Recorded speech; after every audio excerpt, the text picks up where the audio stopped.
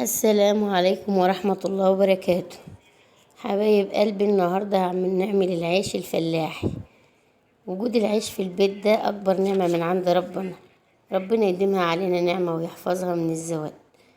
احنا ما نقدرش نستغنى عن العيش أبدا، ولا نقدر نستغنى عن الخبيز في بيوتنا. احنا في الفلاحين العيش ده سترة في البيت.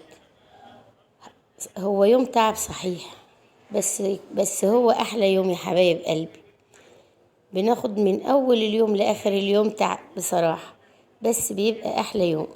بنعجن العجين بالمية الدافية وذرة ملح والخميرة وعليها شوية معلقة سكر، ونخلص العجين. بنسيب العجين يخمر، وبعدين نقطعه على الطوايل كده الخشب. الطوايل دي فرشينها بالردة، اللي هي النخالة لو انتوا زي ما بتسموها عندكم. ونسيبه بقى يرتاح مرة تانية على الطوايل. اليوم ده يا حبايب قلبي بنعلم فيه البنات الصغيرة الخبيز، وكلنا بنشارك فيه. البنات الصغيرة واحنا بنشارك فيه كلنا.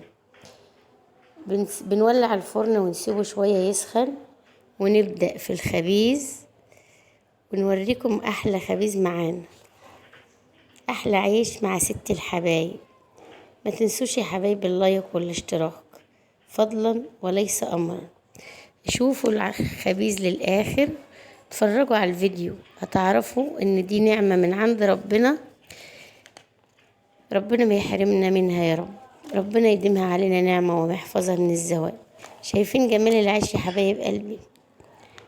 شوفوا العيش وهو طالع من الفرن وريحة العيش. الله على جمال العيش وريحته. لو هتدوقوه هتعرفوا الفرق بين العيش الفلاح اللي بيتخبز في البيت واي عيش تاني. الحاجة اللي تعمليها بإيدك دايما ليها طعم تاني. حاولوا تتعلموا يا حبايبي وتفرجوا. اللهم صل وسلم وبارك على سيدنا محمد. حبايبي ما تنسوش اللايك، فضلا وليس أمرا. ومعاكم هسيبكم يا حبايب قلبي تتفرجوا على الفيديو للآخر. ربنا يوفقكم جميعا. يا ريت تتابعوه للآخر يا حبايبي وتشوفوا العيش وجماله وحلاوته.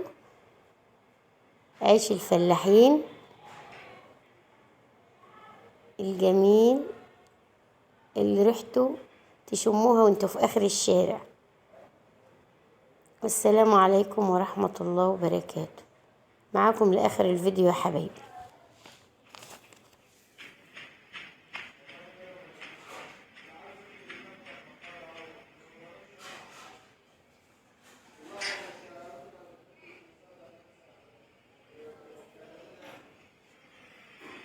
اللهم صل على رسول الله، اللهم صل على النبي، اللهم صل على النبي.